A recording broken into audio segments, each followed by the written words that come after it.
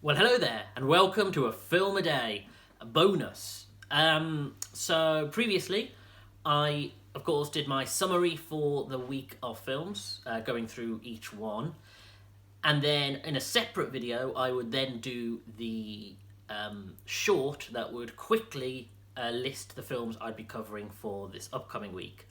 Now, YouTube has the beta testing for the shorts seems to have come to an end, and so they've removed that feature off of the mobile version.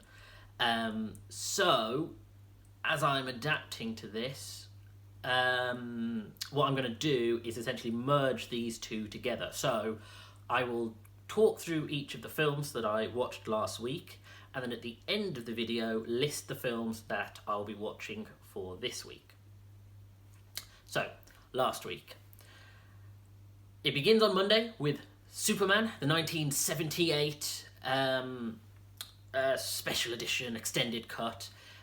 Fantastic. Genuinely a phenomenal, epic classic that I had not appreciated at the time or any point of the several watches that I'd had throughout my life.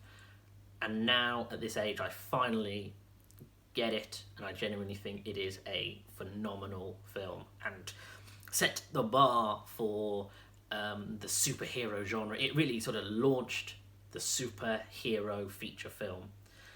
So, genuinely strong recommend. On Tuesday, I watched Judas and the Black Messiah. Again, another very different phenomenal film with some very powerful performances and a really interesting part of Black American history that I didn't know a great deal about. A really good companion piece to Trial of the Chicago 7, which of course both are running for Oscars in similar categories, but they do work really well as a companion piece. In terms of major political figureheads for the sort of Black Revolution of that era, this is a really nice film to go along with films like Selma.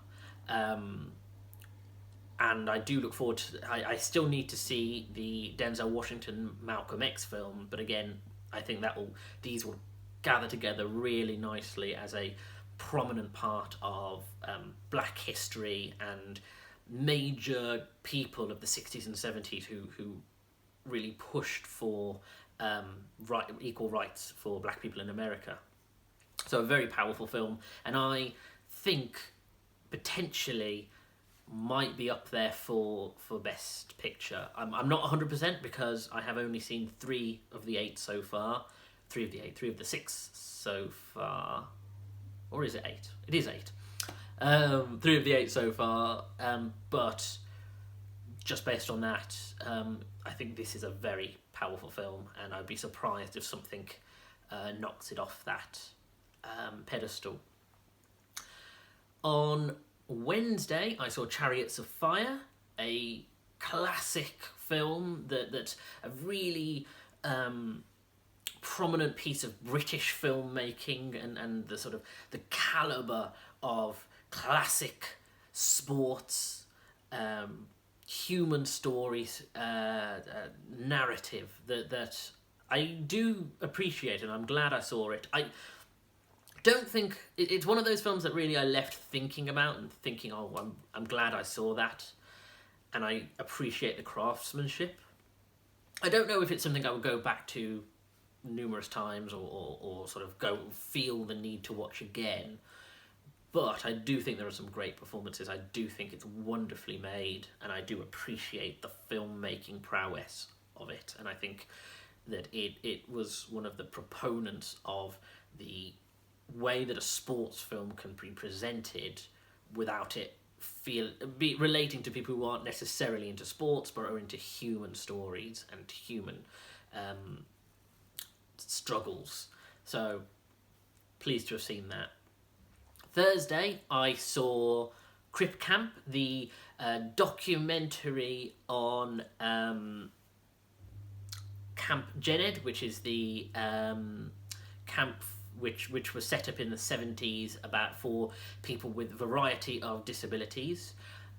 as I said in my video about it, you know, I have a lot of personal experience and relation to this kind of documentary, and it therefore affected me in a very personal way.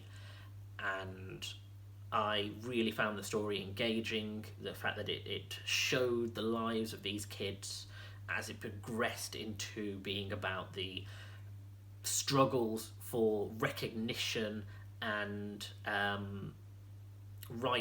rights, disability rights, and I do think it's a really interesting documentary that starts small and shows the power of good deeds having major political and social significance.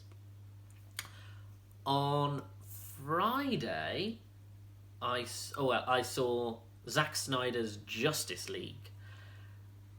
Wow, I am delighted to have seen this. The fact that I watched Superman on Monday and Justice League on Friday, it really feels like it bridges the gap of, 50 years, 40-ish, just over 40 years of superhero storytelling, and the growth of the comic book narrative, and the fact that we see where it came from all the way to where it is now, and the fact that we get to see this epic mythological tale that is 4 hours long, admittedly, but a powerful story, and a creator who gets to complete the vision that he set originally out to tell, and he's able to close the book on that story, even though he then has set up further strands for things that could potentially be in the future. Who knows? But I'm really glad that Zack Snyder got to tell this story in the way that he intended, and I think it is genuinely a great feature experience. Then on Saturday we watched Pieces of a Woman, a mixed film of the week. It's probably the one I feel the most mixed about, because I genuinely think there are moments where it is of that Oscar caliber that would get Vanessa Kirby her nomination, and I genuinely think there are the first 40 minutes are just another level of filmmaking and intense experience that really I struggled to watch, because it's so visceral and so brings you into this incredibly difficult and intense experience. However, the film's quite uneven. It switches between having a very realist depiction of a couple struggling with child loss, with frankly very weak melodrama and soap opera aspects that really knock down the whole, when it really should be about this character piece about grief and trauma and the aftermath of a truly horrific event that could happen to any one of us. So unfortunately it's quite a mixed experience, but I do think there are some powerful performances and a powerful narrative inside of it.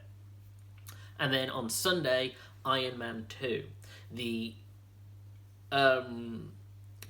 exercise in how once a big production company realizes that they have a franchise maker, how they can slightly choke the vision of a single film into becoming a setup and a progenitor for a much wider, bigger series of films, and potentially a misstep, but if it is, it's one that has been forgiven and forgotten, because this isn't a bad film. It's actually excellent in places. It's just so overwhelmed with trying to pay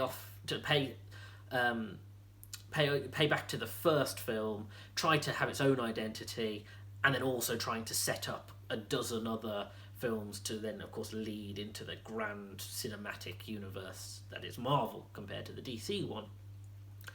And I just think it really struggles with that. But again, it's a mixed bag, and I think it does have some merit. And again, it's an interesting case study in that respect of how that can go right and how it can go wrong. So those are my films that I watched this previous week. The films that I will be watching this coming week include The Lady Vanishes, which is the Alfred Hitchcock thriller. We have Call Me By Your Name. We have Thor, which of course will continue my Marvel retrospective. We have In Bruges. We have In Bruges. We have Life in a Day 2020, which is the documentary on YouTube from last year. The Prestige. We have The Prestige, and we have Poor Cow. So those will be the films that I cover this week. Thanks again for joining me. Take care.